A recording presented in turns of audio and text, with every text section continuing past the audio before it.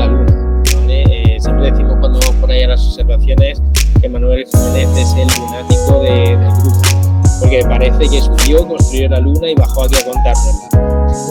Así que, bueno, pues sin más dilación os dejo con Manuel Jiménez, que seguro nos va a dar una charla muy interesante sobre la Luna.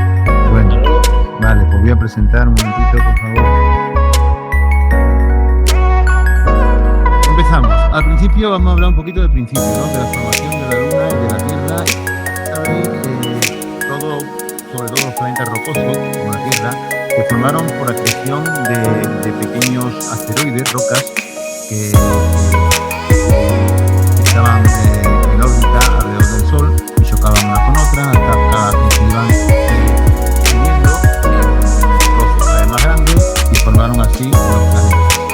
Al principio se pensaba que la Luna y la Tierra pues se formaron a la vez, prácticamente, como una especie de planeta doble por acreción. Pero para esa interpretación hay un problema. Y el problema es que las densidades, pues según el lugar donde se forman, sobre todo los planetas rocosos, la densidad va bajando a medida que se van alejando del Sol. Mercurio tiene una densidad de 5,4, Venus un poquito menos, 5,2, Marte 3,9, Júpiter 1, y ya empiezan los planetas gaseosos que más o menos van a otro ritmo. Pero los planetas rocosos todos van disminuyendo su densidad, salvo la Tierra y la Luna, que son dos excepciones. La Tierra es una excepción porque es demasiado densa, tiene una densidad incluso superior a Mercurio, y la Luna es otra excepción porque es muy poco densa, su densidad de 3,3 está en torno a los asteroides que están en el cinturón de asteroides, su densidad. Entonces, en principio parecía que no se habían formado en el mismo lugar, Tierra y la Luna. Entonces, la idea era que la Luna pues había formado más lejos del sistema del Sol, allá por el cinturón de asteroides, coincidiendo con su densidad, y que por algún fenómeno gravitatorio desconocido, pues sufrió un tirón hacia el interior de la órbita del Sol y la Tierra lo capturó. Pero esa idea tampoco funciona, porque hicieron muchas simulaciones por ordenador, y se vio que esa idea es muy improbable. Lo más probable que si un objeto tan grande como la Luna fuera hacia el interior de una órbita más interna y sintiera la atracción de la Tierra, pues una de dos, va contra la Tierra, o la Tierra hacía a la Luna como una especie de efecto onda, como hacen los planetas con los satélites artificiales que mandamos al espacio exterior, que pasan por alrededor de un planeta para que el planeta le dé un impulso, ¿no? Pues lo mismo ocurriría con la Luna. La Tierra le daría un impulso a la Luna y la mandaría lejos, pero no se quedaría en órbita. No se quedaría en órbita. Para que se quedara en órbita tenían que cumplirse unas condiciones muy, muy, muy extremas y prácticamente era muy, muy, muy improbable que eso ocurriera. Además, analizando la relación de dos isótopos de oxígeno, el 18 y el 17, pues se ha visto con muestras que la relación entre estos dos isótopos varía según el lugar donde se han formado los planetas. Por ejemplo, ahí tenemos los cuadraditos verdes.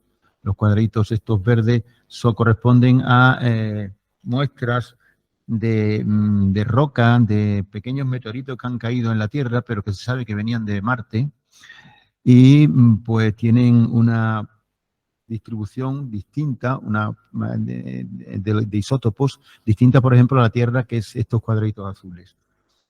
Y la Luna tiene una distribución que coincide prácticamente con la misma que la Tierra. Está en la misma línea, si veis, está en la misma línea. Eso quiere decir que, bueno, que probablemente se formaron en el mismo lugar de la órbita alrededor del Sol. O sea, que otra prueba más en contra de que la Tierra capturó a una Luna que se formó más lejos. Pero entonces seguía existiendo el problema de la diferencia de densidad. ¿Por qué esa diferencia de densidad entre la Tierra y la Luna? La teoría que actualmente se acepta, más aceptada, y que explica esa diferencia de densidad, es que la Tierra compartía órbita o se cruzaba con la órbita de un planeta más pequeño que la Tierra, más o menos como Marte, y que en uno de esos cruces o en un acercamiento de los dos planetas dentro de su órbita, colisionaron, chocaron. Como resultado de la colisión, el núcleo denso de hierro del planeta se incrustó dentro de la Tierra, por eso la Tierra tiene una densidad anormal y tiene un núcleo de hierro anormalmente grande, mientras que manto, probablemente en su mayoría del planeta que impactó, salió despedido, expulsado, se quedó en órbita alrededor de la Tierra y formó la Luna, por acreción, formó la Luna.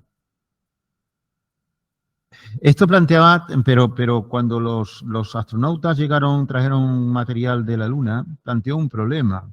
Cuando los astronautas trajeron material de la Luna, que se pensaba que se formó principalmente con el manto de ese otro planeta, pues se dieron cuenta de que la composición química, las muestras que trajeron los astronautas, pues tiene por lo menos un 80% del manto de la Tierra, igual que el manto de la Tierra.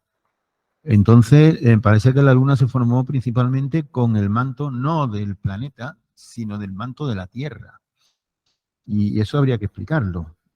La explicación que se le da actualmente es que cuando colisionaron, la Tierra, como era más grande, tenía un manto, todavía no tenía una corteza sólida, estaba todavía el magma caliente y fundido en la superficie, mientras que el otro planeta sí tenía ya una superficie sólida.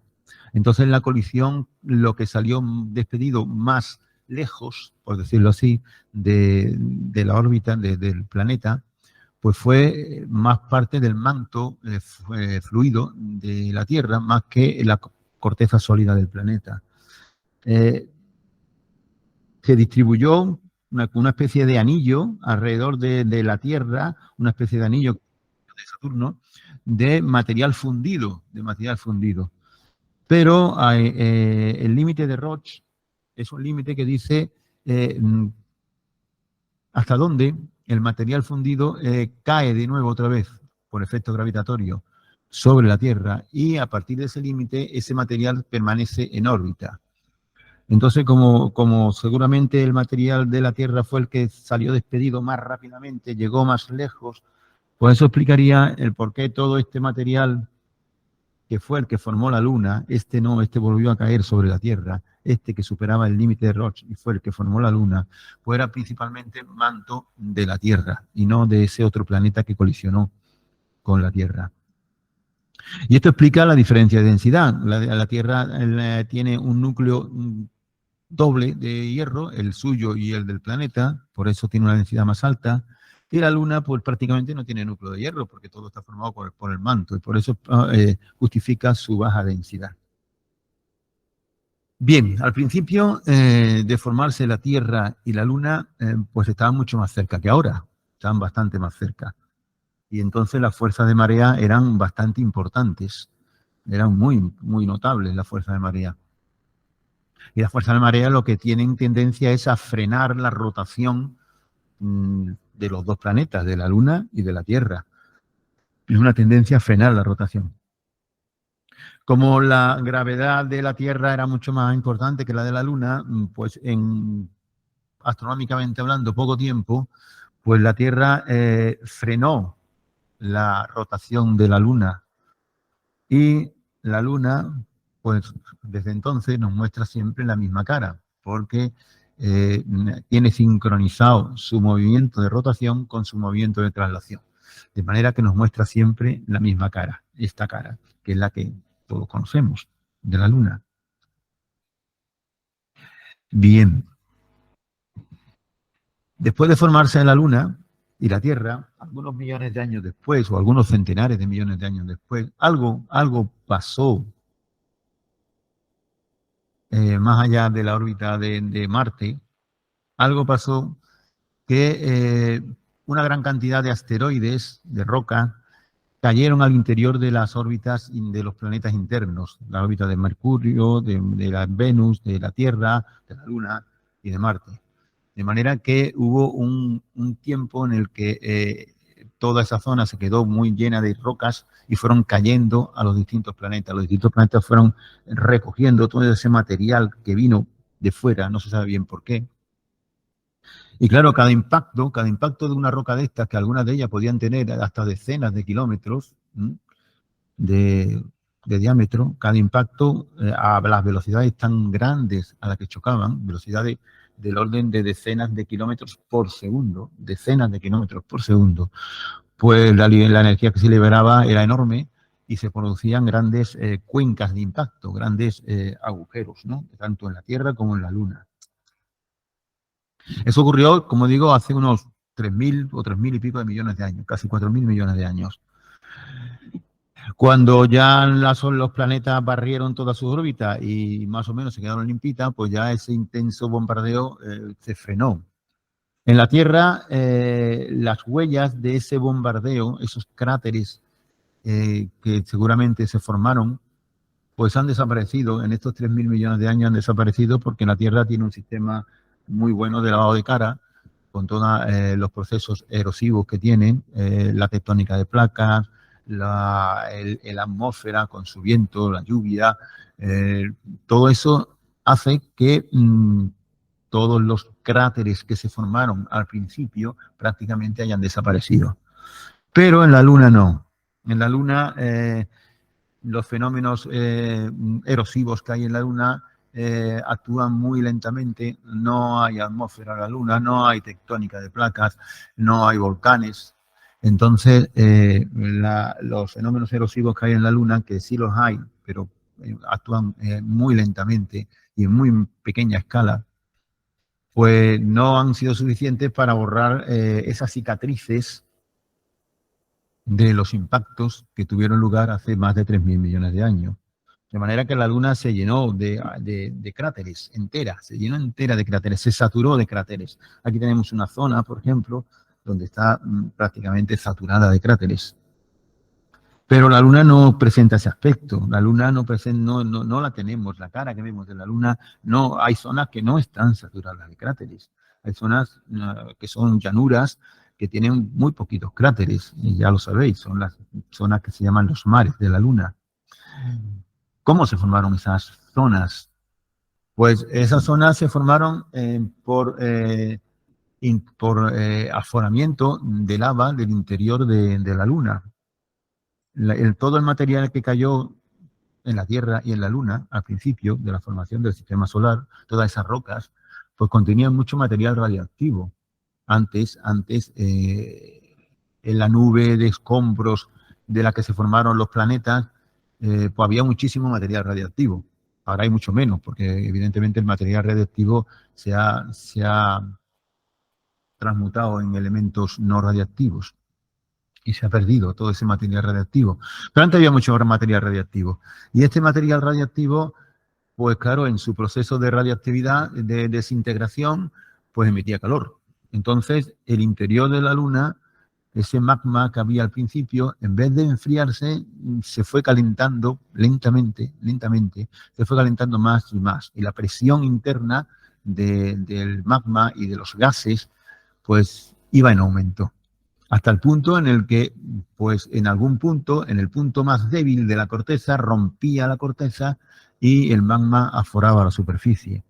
¿Y dónde eran los puntos más débiles? Pues en las grandes cuencas donde habían caído grandes asteroides que habían hecho unos agujeros pues, de decenas de kilómetros, ¿no? Ahí era donde la corteza era más débil, menos gorda, más fina, y evidentemente fue donde la corteza se rompió. Pero se rompió millones de años después de producirse el impacto. O sea, hay que tener claro que las cuencas, los mares, esas llanuras, esta llanura o esta llanura o esta, Esa llanura no se llenaron de lava inmediatamente después de caer el asteroide y de formar la cuenca. Algo de lava se llenarían, evidentemente, algo, pero hasta arriba no, se quedó la cuenca y muchos millones de años después fue cuando el rellenado de la lava de la cuenca se produjo. Además, se produjo en distintas fases, separadas seguramente miles o incluso millones de años. O sea, fue un proceso lento en 4, 5, 6, 10, no sabemos, muchas fases. Y cada fase se abría el suelo y salía magma, se volvía a cerrar, en fin, durante un proceso erosivo de muchos millones de años. ¿Y por qué sabemos eso? Pues sabemos que eso fue así por los cráteres fantasmas. Los cráteres fantasmas son cráteres que han sido sepultados en parte o en su totalidad por el magma. Evidentemente, si han sido cráteres que han sido sepultados por el magma es porque estaban antes de que apareciera ese magma. Y no podían estar antes de que apareciera la cuenca que originó el gran impacto. O sea, en las cuencas, aquí tenemos el Mar de la Tranquilidad, una cuenca de impacto, y tenemos cráteres fantasmas. Fijaros aquí, donde yo estoy pasando, que esto es un cráter completamente inundado de lava. Aquí tenemos otro cráter bastante destruido, aquí tenemos otro cráter, aquí tenemos otro cráter inundado. No digamos ya en el océano de las tempestades, la cantidad, fijaros la cantidad de cráteres fantasmas, cada flechita indica un cráter fantasma, la cantidad de cráteres fantasmas que hay. ¿Qué indica todo eso? Pues que todos los cráteres iban cayendo, ¿verdad? Iban cayendo con el paso del tiempo, no cayeron en un cuarto de hora todos los cráteres, evidentemente, no se formaron, se formaron con bastante diferencia, incluso de millones de años, y todos fueron sepultados por la lava, o sea, la lava vino después de formarse todos estos cráteres, porque este cráter sepultado por la lava, evidentemente no se pudo formar antes del gran asteroide que formó la cuenca del Mar de la Tranquilidad. Primero se formó la cuenca y había algún cráter antes, completamente, lo destruyó completamente el impacto del asteroide grande, y después empezaron a caer en esa cuenca, otros asteroides más pequeños y a formar cráteres. Esos cráteres después fueron inundados por la lava. Por lo tanto, es un proceso en el tiempo en el que vemos cómo ha ido evolucionando la superficie de la Luna a lo largo del tiempo. Bien, ya sabéis que a esas superficies de magma, son llanuras, se le llama mares. Y se le llama mares porque al principio, cuando los primeros astrónomos miraron la Luna con telescopios, vieron cosas parecidas a esto. Fijaros que parece que estos pliegues de lava parecen olas que van rompiendo hacia la costa. De hecho, algunos pensaron que esto era un mar de verdad. Después se dieron cuenta que no, evidentemente, que esto está ahí petrificado y lleva miles de millones de años con la misma estructura ahí petrificada. Pero, y son pliegues de lava que nos están diciendo que la inundación de la cuenca no fue de una sola vez, sino fue en distintas fases, Vale, sigamos. Bueno, y la cara oculta, ya hemos dicho que siempre la Luna siempre nos muestra la misma cara y no sabíamos cómo era la otra cara de la Luna hasta que no mandamos un satélite artificial que diera la vuelta a la Luna y le hiciera foto y nos lo trajera la foto, pues no sabíamos cómo era la otra cara. No, nos imaginamos que porque tendría que ser más parecida a la cara visible, o sea, con sus grandes mares, con sus grandes llanuras y sus cráteres. Sin embargo, no. Se llevaron los científicos una gran sorpresa cuando vieron que la cara oculta de la Luna pues no tiene mares, no tiene grandes mares, no tiene grandes llanuras, carece de grandes llanuras. Y esto habría que explicarlo. Esta diferencia, ¿por qué esta diferencia entre la cara visible y la cara no visible o la cara oculta de la Luna? Bueno, a lo largo del tiempo han surgido distintas explicaciones. Pero una de las explicaciones que a mí me convence más, y quizás a muchos convence más, es que por el efecto de marea de la Tierra, todo el magma interno de la Luna no estaba centrado respecto al centro de la Luna, sino estaba desplazado hacia la Tierra. Como además la Luna ya nos giraba, ya nos presentaba siempre la misma cara, entonces no se producía como aquí se produce en la Tierra las mareas. El mar se aleja del sitio más alejado de la Luna y se acerca al sitio más cercano a la Luna. Y luego lo hace al revés, porque como estamos girando, luego lo hace al revés a lo largo del día, porque la Tierra gira. Pero si la Tierra le presentara siempre la misma cara a la Luna, pues el mar estaría siempre desplazado, no tendríamos mareas, y el mar estaría siempre desplazado hacia la parte de la Luna. Y eso es probablemente lo que le ocurría al magma. El magma interno de la Luna, aquí, el magma, toda esta parte que estaba líquida, pues estaba desplazada hacia la Luna. ¿Eso qué significaba? Pues que la corteza sólida en la parte que daba a la Tierra era mucho más endeble, menos gruesa, más fina. La corteza en la parte que no daba a la Tierra. Ahí había una corteza mucho más gruesa. Entonces, cuando la presión del magma empujó, rompió por los lados más endebles, por donde la corteza era más fina. ¿Y dónde era la corteza más fina? Pues en la cara visible de la Luna. Aquí y aquí. Aquí también se produce una gran cuenca, por ejemplo. Aquí también hay otra gran cuenca, pero después de la cuenca había mucha superficie de corteza sólida, de manera que la presión rompió por aquí y no rompió por aquí. Y esa es quizás la explicación de por qué no hay grandes mares en la cara oculta. De hecho, aquí tenemos otra vez la presión. De hecho, la cuenca más grande que hay en la Luna, la cuenca de impacto más grande que hay en la Luna, no está en la cara visible, está en la cara oculta. Es la cuenca Aitken y está en la cara oculta de la Luna. Y no ha formado un mar, como las cuencas de impacto grandes que hay en la cara visible, no ha formado un mar. Y la explicación tal vez sea por eso, porque la corteza en esa parte, en la parte oculta de la Luna, era más gruesa. Y al ser más gruesa, el magma rompió por donde la corteza era más fina. Bien, bueno. Hemos dicho que los cráteres son todos muy antiguos, se formaron casi todos hace más de 3.000 millones de años, pero no todos.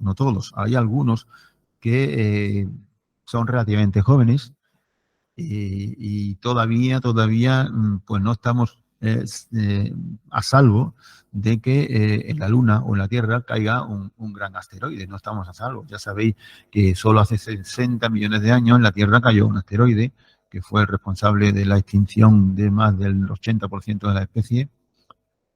Y en la Luna también. En la Luna el cráter de más de 80 kilómetros más joven que tenemos en la Luna es el cráter Tycho.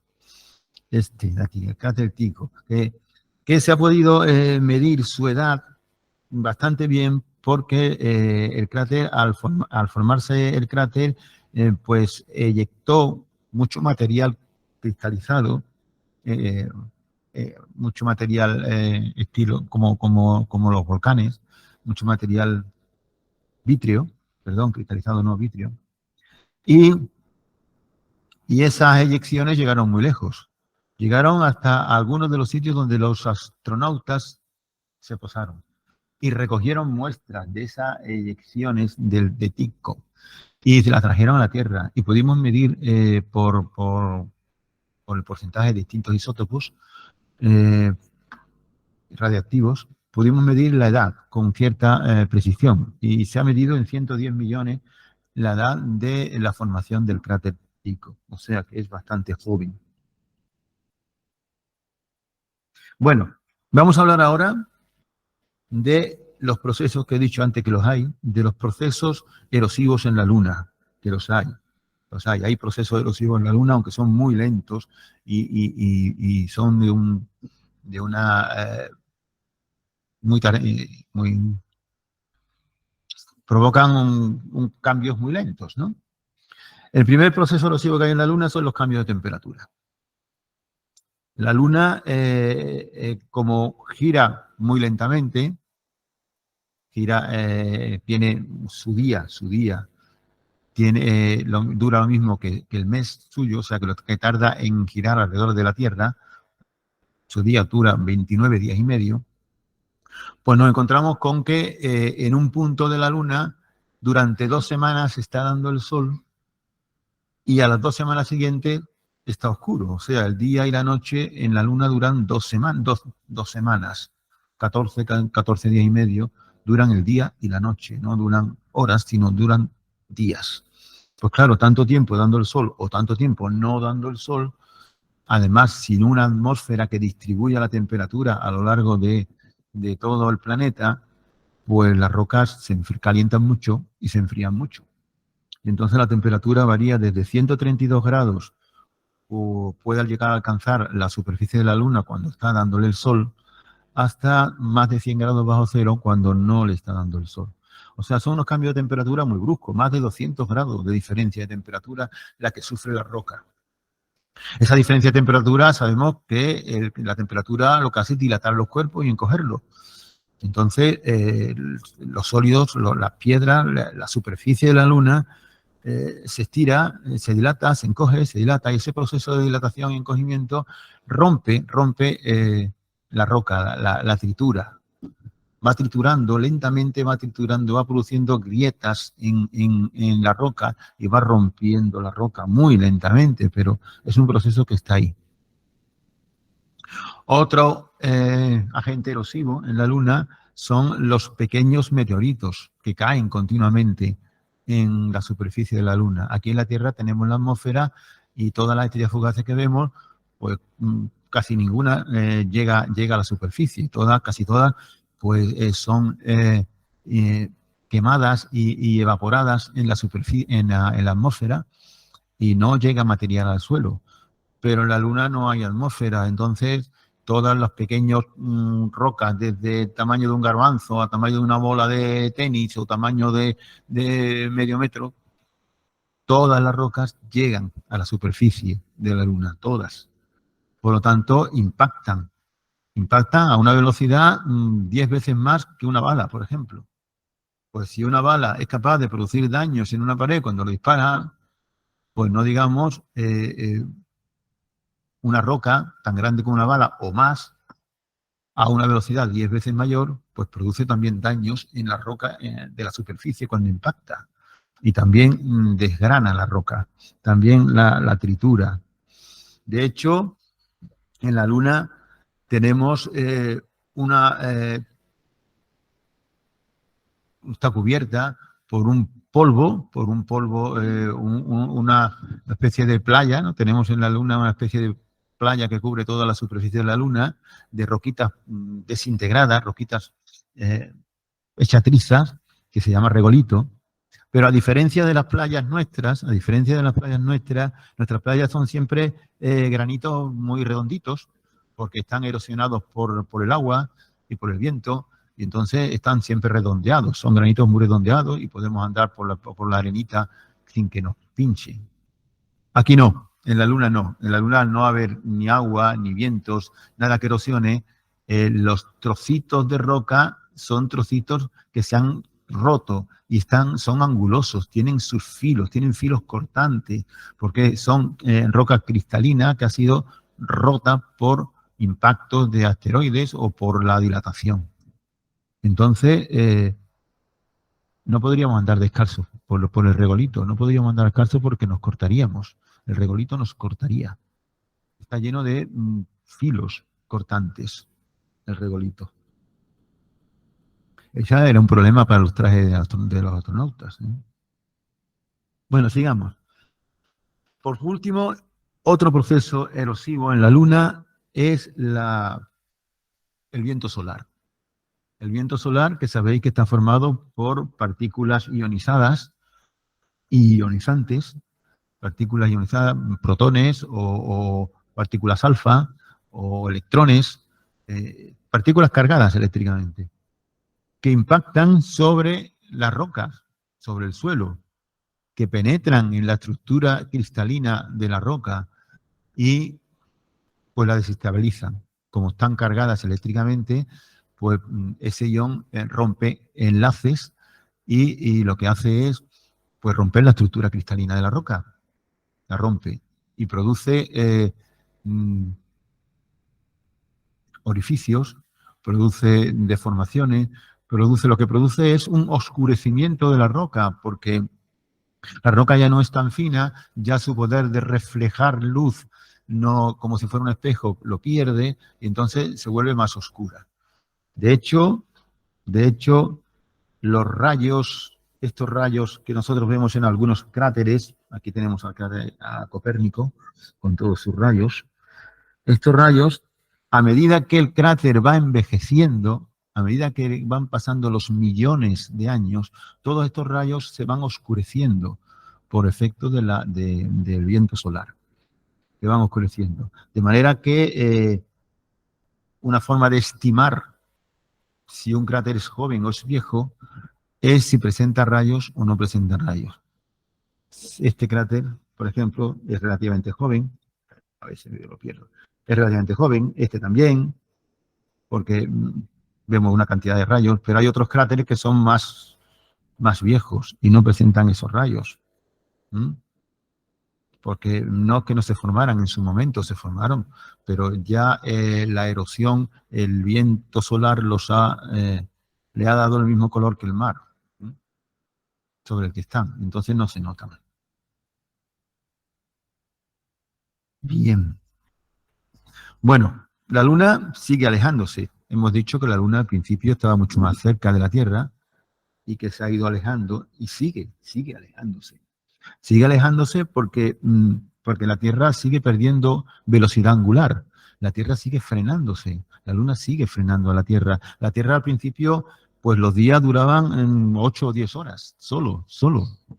Ahora no duran 24 horas. Pero la Tierra sigue frenando su velocidad de rotación.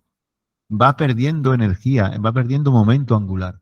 Y el momento angular es una magnitud física que en un sistema aislado, como es la Tierra y la Luna, se conserva. Entonces, la conservación del momento angular,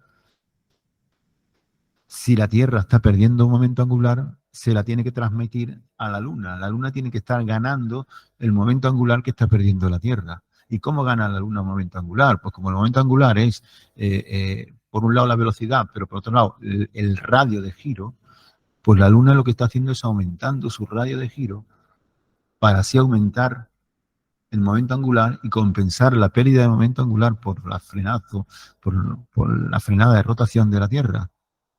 Así que la Luna se está alejando.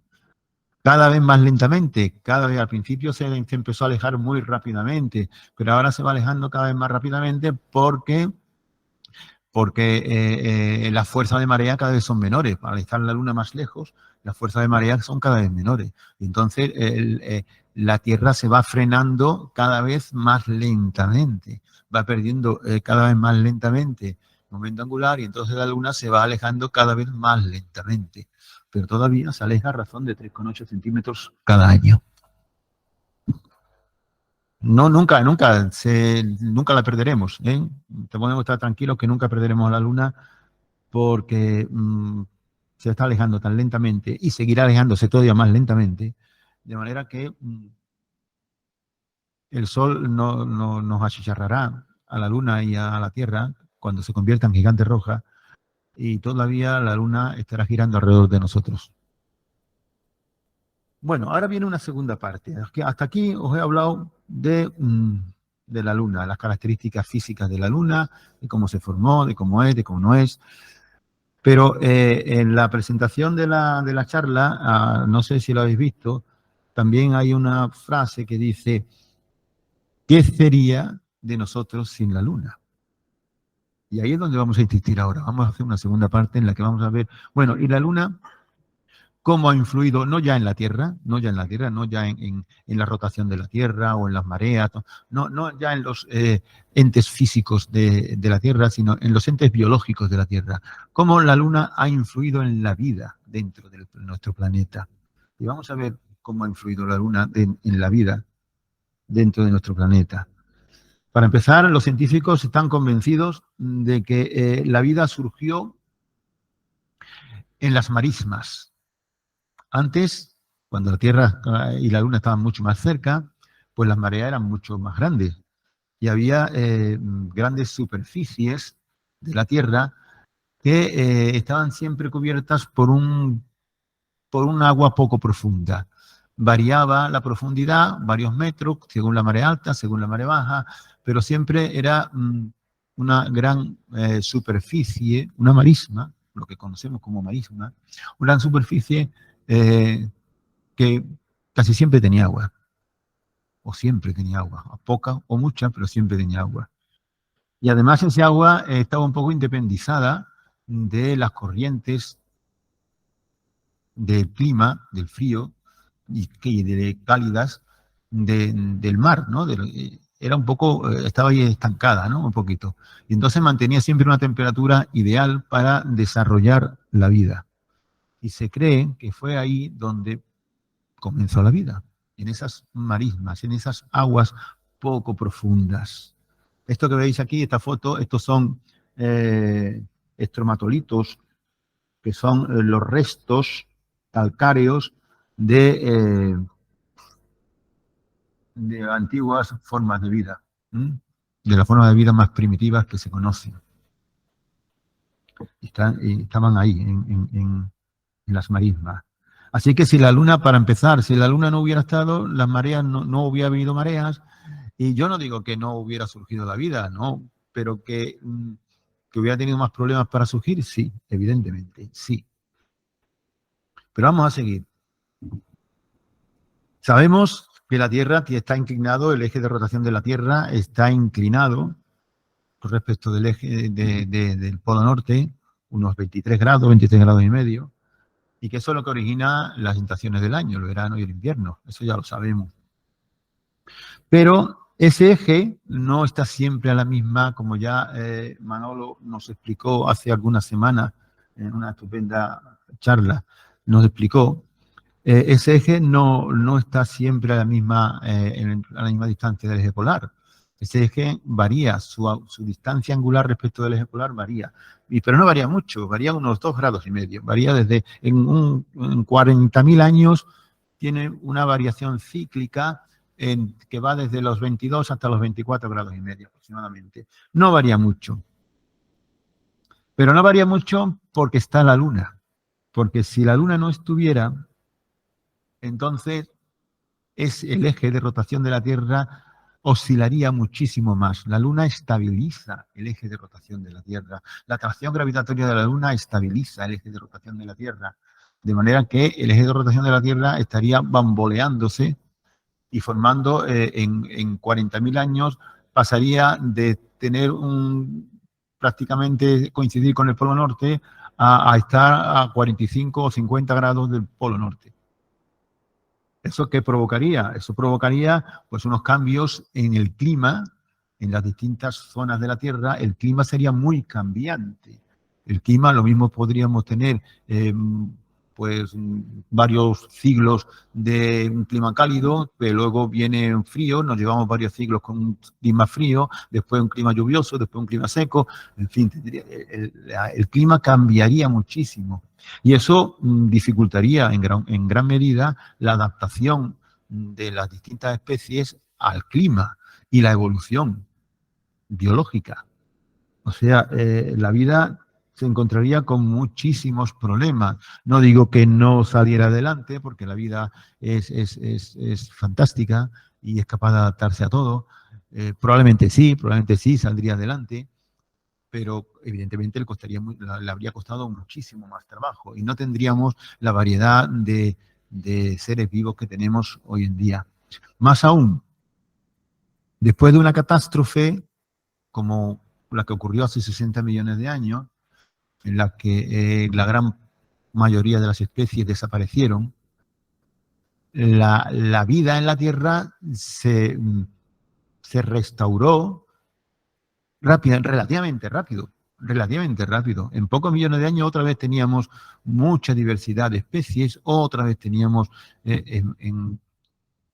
y eso gracias a la estabilidad del clima, gracias a la estabilidad del clima, porque si no, pues hubiéramos tardado muchísimo más en tener esa diversidad de especies. Los mamíferos no hubieran proliferado como proliferaron, no hubieran evolucionado como han evolucionado y habrían ido muchísimo más lento. Así que probablemente, si no estuviera la Luna ahí, nosotros tampoco estaríamos aquí, probablemente. Pero vamos a más, todavía más.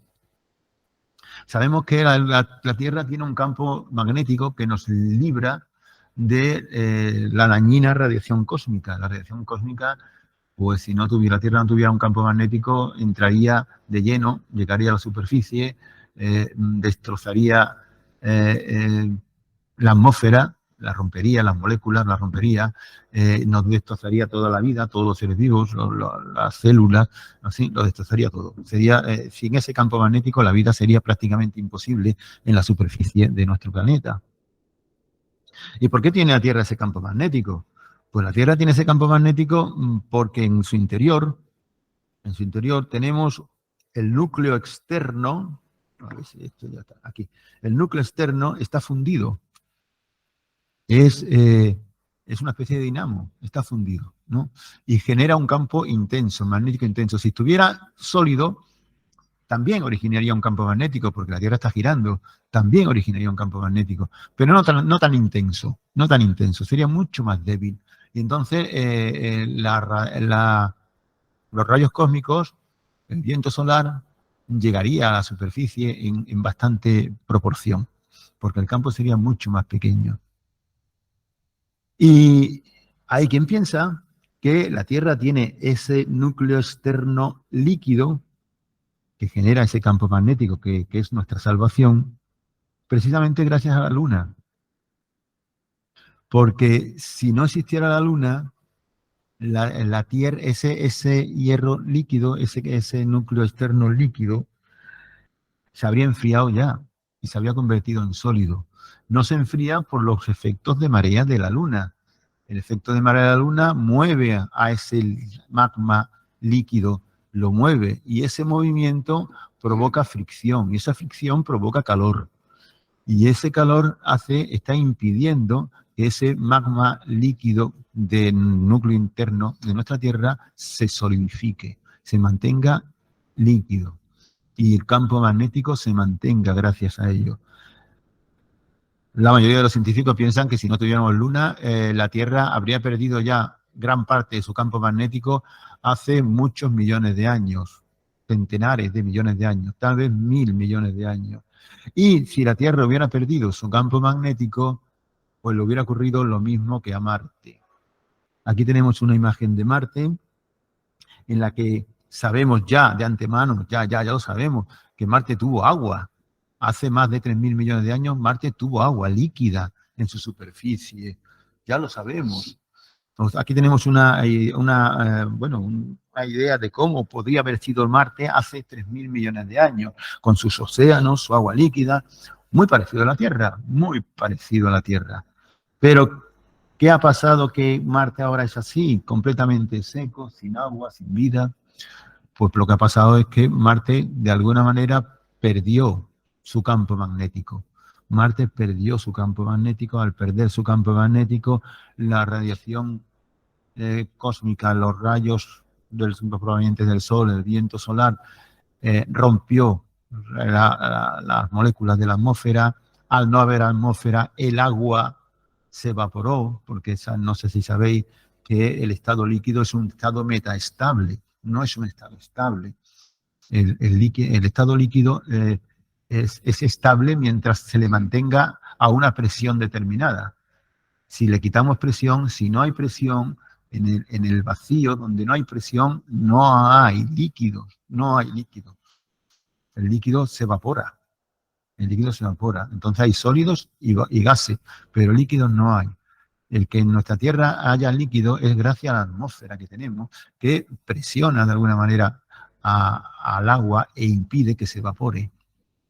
Pero claro, si perdemos la atmósfera, automáticamente el agua se evapora. Perdemos el agua, también perdemos el agua. Y si no fuera por la Luna, lo más probable es que hoy en día la Tierra se pareciera mucho, mucho a Marte. Así que, señores, señoras, vamos a coger la Luna, vamos a tratarla con cariño, porque gracias a ella estamos aquí. Bueno, yo, Manuel, tú has dicho, bueno, en la presentación pones que la luna en la cara oculta tenía como menos 180 grados, o sea, perdón, 135 grados, ¿no? Menos 135 grados. Sí. Bueno, la cara oculta no, de noche. Sí, de noche, bueno, eso, de noche. Es que la Chang'e 4, por ejemplo, de China, recogió una temperatura de menos 190 grados en una noche lunar. O sea, que el frío es mucho más intenso mucho más todavía. Intenso todavía. Pues más a mi favor, o sea que más a mi favor de que pues la diferencia de temperatura provoca rotura de la piedra. Bueno, la verdad es que está muy interesante todo lo que has dicho y a mí me ha encantado, sobre todo también lo del agua, que enseguida, o sea, que no existe como forma líquida salvo que haya presión. Quería preguntarte si nos podrías contar un poquito de la página esa que llevaste tú, la del Atlas Lunar, si podrías sacarla, compartirla y contarnos algo de ella, ya que estamos con la Luna. Bueno, vale. A ver si yo me acuerdo cuánto cogía. Vamos a buscarla. Voy a buscarla, espérate, voy a buscarla. Tengo que buscarla en internet. www.atlaslunar.com. Pero bueno, aquí. Esta es, para los que no lo sepáis, es una página web que hicimos, comandado por Manuel Jiménez, y en la cual se recogen todos los accidentes de la Luna con el nombre que se les ha puesto a cada uno y una descripción del personaje y del cráter como tal. No sé, Nico Sisto, me parece que querías hacerle una pregunta. Pues abre el micrófono y hazle la pregunta. Buenas tardes. Quería preguntar, ¿sería posible que la cara que vemos nosotros tenga menos impactos de meteoros porque está la Tierra de por medio y siempre pasarían antes los asteroides por la Tierra? Bueno, la verdad es que la dirección en la que caen no tiene por qué ser de la parte, digamos, del otro lado, de la parte de la noche nuestra, de la parte hacia la Tierra. Pueden caer también de la parte del Sol. Entonces caerían sobre la cara oculta de la Luna. También pueden caer por ahí, porque ya sabemos que, en principio, cuando un planeta atrapa a una roca, puede atraparla en el viaje de ida hacia el Sol o en el viaje de vuelta. También. Entonces, bueno, en principio no hay que desdeñar la posibilidad de que muchos asteroides cayeran viniendo de donde estaba el Sol. O sea, que cayeran de día, vamos, no de noche, sino que cayeran de día. Sí, no me refiero a la noche o el día, me refiero a que para impactar en la cara que vemos nosotros, los asteroides pasarían más cerca de la Tierra y seguramente esos asteroides caerían en la Tierra y no en la Luna. Puede ser, también puede ser que la Tierra, los que no iban a chocar en principio, la gravedad de la Tierra lo tuerza y terminen chocando con la Luna. O sea, pueden pasar muchas cosas así. Pero bueno, hay hay que explicar, ¿no? Ya el tema no es si hay más cráteres en la cara oculta o menos cráteres en la cara oculta. El problema es las grandes inundaciones de lava. Que no hay grandes inundaciones de lava en la cara oculta y sí la hay en la cara visible. Y eso no tiene nada que ver con la caída de asteroides, tiene que ver con la salida de magma del interior de la Luna. Vale, perfecto. Gracias.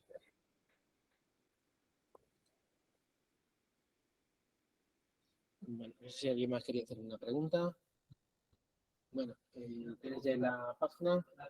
Sí. Espera, toma.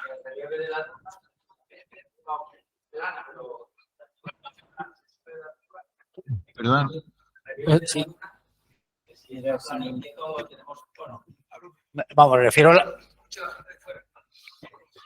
refiero a la altura que puede tener la Luna, la altitud de Las los montañas. cráteres. Las montañas, Sí, dices tú. que hay Bueno, alguna hay que montañas. destaque. Las montañas de la Luna todas son, no son no son como aquí en la Tierra por movimientos tectónicos, Sí. porque no hay placas tectónicas, son por impactos de grandes rocas que han formado anillos alrededor del impacto.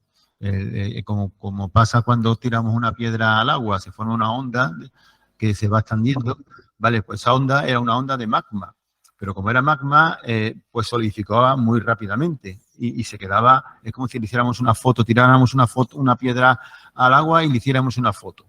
Entonces se queda levantada, ¿no? Pues eso es lo que tenemos, anillos levantados por culpa del impacto. Pero la altura de esos anillos puede tener hasta 7 kilómetros de alto. Entonces, es mucha altura, vamos. Y las profundidades pues, también pueden andar por creo que el cráter más profundo que hay es el cráter Newton, que está en el sur de la Luna, y tiene 7 kilómetros de profundidad, el cráter. ¿Y crecimientos por actividad volcánica? Porque si No, por impacto.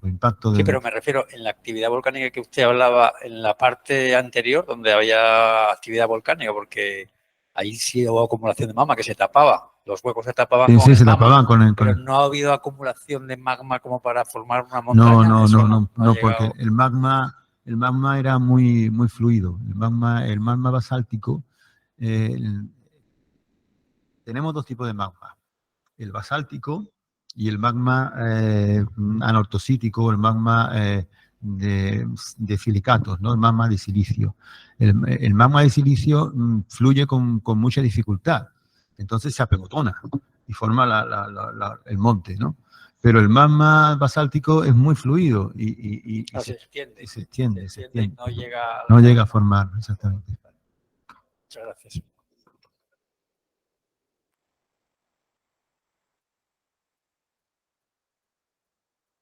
Mira. Bueno, como nos ha sobrado un poquito de tiempo,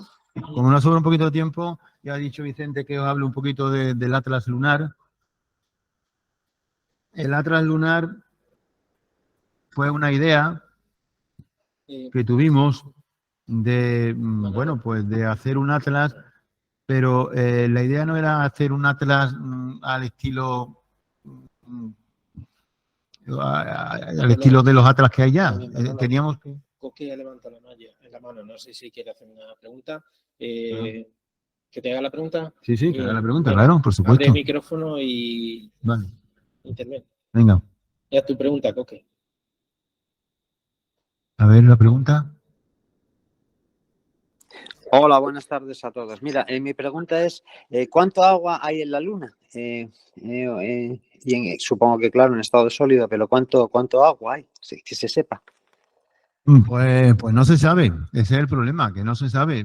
Se sabe que hay agua, se piensa que puede haber bastante agua en los polos, porque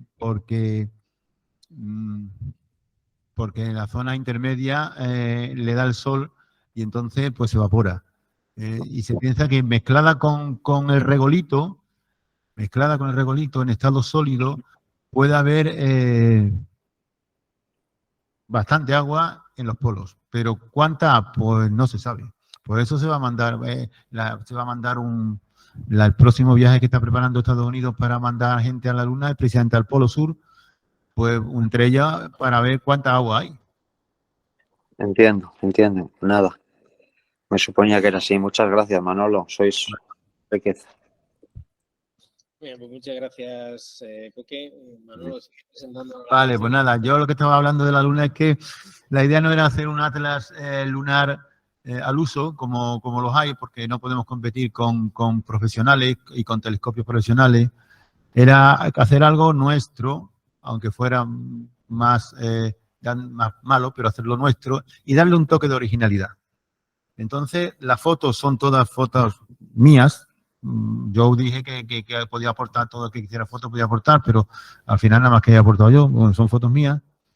Y el toque de originalidad que le hemos dado es que también le hemos dado bastante importancia al personaje, no solo al cráter, no solo a la formación lunar, sino al personaje que le da nombre. Y entonces hemos intentado, pues, hablar un poquito de cada personaje, alguna anécdota, algo que no suele venir en la Wikipedia, algo que llame la atención. Y ese es el toque de originalidad que hemos intentado darle a este atlas. Por ejemplo, vamos a coger un día cualquiera, pues vamos a coger, pues no sé, este mismo, el día 4. Entonces, cogemos el día 4. Siempre tenemos aquí desplegados todos los cráteres de los que vamos a hablar un poquito. Entonces, pues, por ejemplo, si cogemos Endymion, pues le pinchamos y nos sale primero una imagen de la luna completa con todos los cráteres de los que vamos a hablar. Nos sale, a ver si nos sale. Esta sería una imagen de una luna de 4 días. Y luego tenemos aquí, pues, una descripción física del cráter. Aquí tenemos el cráter, Endymion. Y tenemos aquí un poquito de la vida del personaje que da nombre al cráter. Y así con todos. Nos vamos, por ejemplo, al día 11. Y nos vamos, por ejemplo, pues, ¿qué digo yo? Pues ¿El cráter a Euler. Alfonso qué día es? ¿Qué? El cráter de Alfonso, ¿no? Alfonso, creo que es el día 9 o el día 9 está Alfonso. No, el día 10 o el día 8, tiene que estar por ahí. Aquí está. Sí, día 8. Aquí está Alfonso. Nos vamos a Alfonso, por ejemplo. Aquí tenemos una luna de 8 días. Esto es una luna de 8 días con todos los cráteres y las formaciones. Y aquí hablamos un poquito del cráter, de su estructura, de su tamaño, de las características físicas del cráter. Y aquí hablamos de la vida de Alfonso X el Sabio. Hablamos un poquito. Por ejemplo, hablamos que murió de un cáncer de mandíbula. Eso es algo que a lo mejor no lo sabe todo el mundo, que Alfonso murió de cáncer. Sí. O sea, que son digamos, detalles de... Yo no lo sabía. Bien, pues nada, pues esto es lo que tenemos. Y para terminar, pues, o para empezar, si queréis, no está, vaya por Dios, pues esto ya lo hemos hecho, ¿cómo que no está? ¿Cómo te pone esto? Porque Esto lo hicimos. pincha Míralo, dentro del mar. aquí está. Y para terminar, pues tenemos pues todos los mares de la luna, enumerados todos y con sus nombres. Todos los mares de la luna, también podéis ver todos los mares de la luna. Los grandes mares de la luna. Hay algunos pequeñitos que no, pero los pequeñitos son lagos, no son mares. Si pinchamos en alguno de ellos, pues tiene que salir. Tienes que pinchar arriba en el menú. No sale. Bueno, tenemos aquí. Mira, lo tenemos aquí. Sobre el mar. Hemos pinchado. ¿Qué han pinchado antes? Yo otro, ¿no? Lo he pinchado. Que se me va.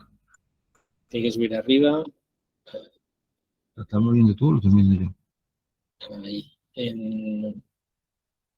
También quiero explicarlo. Cuando la luna está con muy pocos días, fijaros que hemos empezado con el día 4, el día 3, el día 2, el día 1 no. ¿Por qué? Pues porque cuando la luna está muy pequeñita, una luz muy pequeña, pues es muy difícil apreciar ningún detalle. Es muy difícil apreciar detalle. Entonces es más fácil apreciar los detalles del limbo oriental cuando la luna empieza a menguar, recién menguando. Por eso tenemos la luna menguante y tenemos las formaciones con la luna menguante. Aquí tenemos la luna menguante. Fijaros que todas las formaciones están prácticamente en el limbo de la luna, que si la luna fuera muy pequeñita no se verían. Y aquí tenemos, por ejemplo, pues el cráter Gauss, hemos hablado del cráter Gauss. Aquí tenemos el cráter Gauss. Evidentemente esto así no se ve como no sea en luna menguante. Como luna creciente, no se ve esto. Ya hablamos un poquito de la vida de Gauss. Era un matemático, ya sabéis que era un matemático, uno de los matemáticos más importantes que ha tenido, en fin. Pues, sí, venga, dime. Bueno, pues primero, como no podía ser de otra manera, tu charla magnífica, como siempre, Manolo, gracias.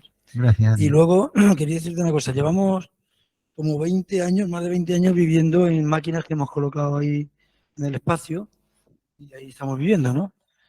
Dentro de poco me imagino que el siguiente paso será vivir también dentro de unas naves que construyamos, pero asentadas o bien en la Luna o en Marte. ¿Por qué en un sitio mejor que en otro?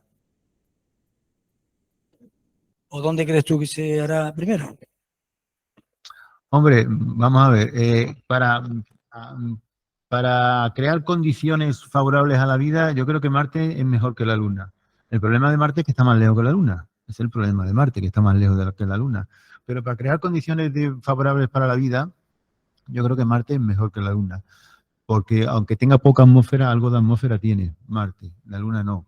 Entonces, y seguramente que Marte tiene que tener más agua en el subsuelo que la Luna. Pero por otro lado, la Luna está cerquita. Entonces, por cercanía, la Luna tiene una ventaja. Entonces, pues seguramente donde primero estableceremos bases estables, que estén viviendo gente todo el año, sea en la Luna. De ahí aprenderemos para después pegar el salto a Marte y a otros planetas. Claro, pero primero tenemos que asentarnos en un punto, aprender cómo sería poder vivir fuera con todos los problemas que presenta y luego ya pues dar el siguiente paso. Esto va todo a pasos, a pasito a pasito. Sí, va pasito. Poco a poco. No hay de qué. Gracias a ti. Bueno, pues yo creo que ya más o menos habéis visto cómo funciona el Atlas, así que todo el que quiera darse un paseíto por la Luna, pues aquí tiene el Atlas para hacerlo, ¿vale? Sí,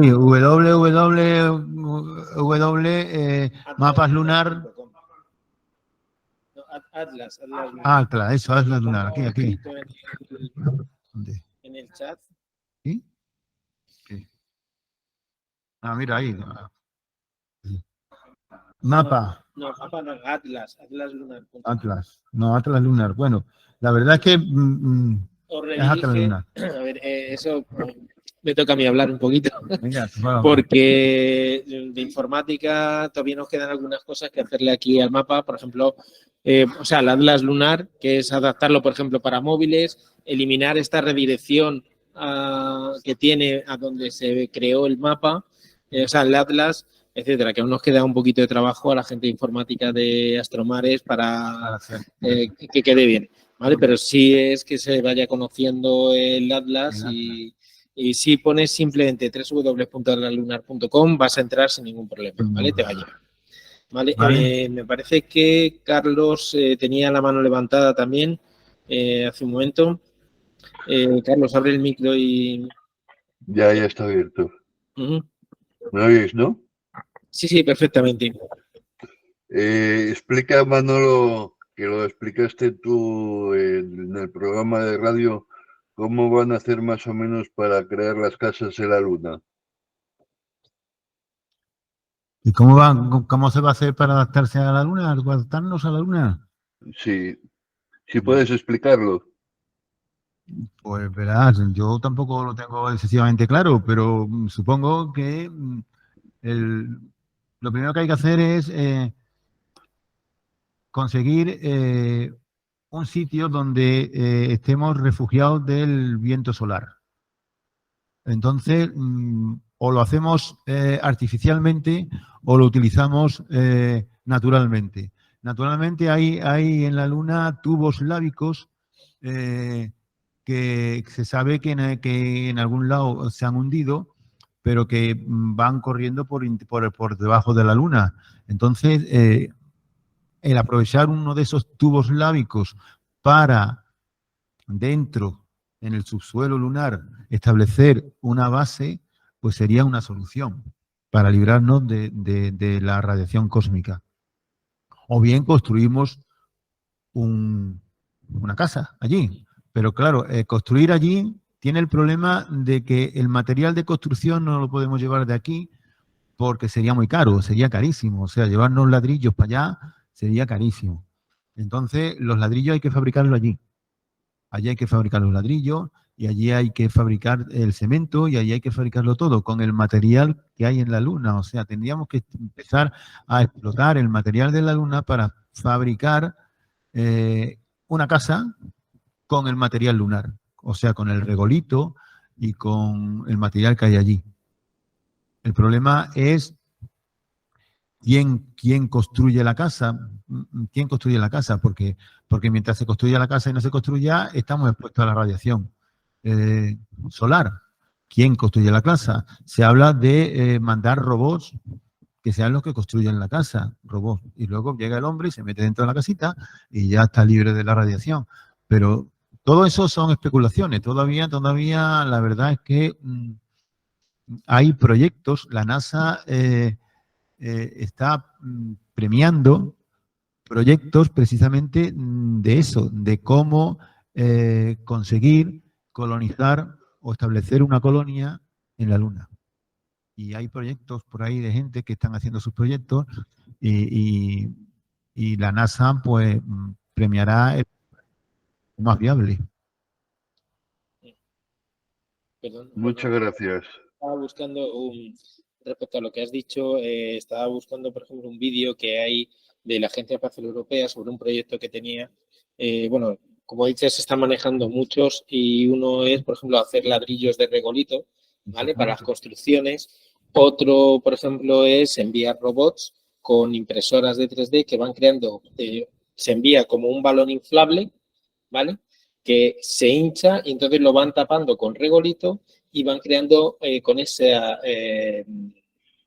especie de impresión 3D, van una malla donde van fijando el regolito y al final queda completamente cubierta la estructura. Entonces, esa sería una de las formas. ¿Dónde hacerlo? Pues casi todos tienen ya el lugar ideal, que es el Polo Sur, los cráteres del Polo Sur, donde no da mucho el sol, pero da siempre. Con lo cual, poniendo alrededor de un cráter los paneles solares, vas a tener en todo momento energía. Y dentro del cráter va a estar protegido de radiaciones y del efecto del sol también, de los cambios bruscos de temperatura. Tendrá muy poca temperatura, pero bueno, eso se puede compensar. Eso se puede compensar. Es más estable. Bueno, un momento. Perdona que te interrumpa. Dijiste que la construcción de regolitos se mezclaba con orina, ¿no? Con la orina. No sé, con la orina, porque el agua no se puede utilizar o no sé qué rollos. ¿O es más compacta más con la orina o con el agua de la orina? No sé. Sí, hay de eso, sí, yo lo he leído, sí, de hecho se ha hecho aquí una prueba en la Tierra con un material parecido al regolito y con orina y se ha visto que puede funcionar, sí. Mira, me acabo de enterar de esto. Bueno, yo quería enseñarnos también una pequeña cosa. Voy a presentar, si no te importa. Presento yo un momentito. Voy a ver, compartir esta. Quiero compartiros esta preciosidad que consiguió nuestro compañero Nené. No os acordáis, en un eclipse lunar que hubo, tomó una de las escasísimas fotos, creo que fueron 3 o 4 en todo el mundo que se tomaron, y nuestro compañero Nené tomó la foto. ¿Veis este puntito blanco que está ahí? Pues ese punto blanco es un impacto, ¿vale? Este punto blanco que hay aquí es un impacto de un meteorito, y justo Nené pilló el momento del impacto. Aquí podéis verlo un poquito más ampliado y aquí arriba completamente ampliado, donde Si os fijáis un poco, pues se puede ver cómo se eyecta material en el impacto, ¿vale? Es una pequeña joya que tenemos aquí que nos dejó nuestro compañero Nene y, bueno, pues desde aquí estamos también orgullosos de ella. Vale, bueno, ya dejo de compartir y, bueno, quedan 10 minutos para las 9 y, bueno, si no hay ninguna pregunta más, pues creo que por hoy podemos dar por terminado el tema. Sí, claro. Vale. Como no ha habido noticias, pues no. Claro, es que no hay noticias. José Manuel no podía venir hoy y Antonio tampoco, que son los habituales. Y nos ha pillado un poquito también de nuevo. de nuevos. Pero bueno, también estamos poniendo el sistema de sonido nuevo. O sea, muchas novedades hoy. Pero bueno, ha salido bien, ¿no? Al final, ¿no? Sí.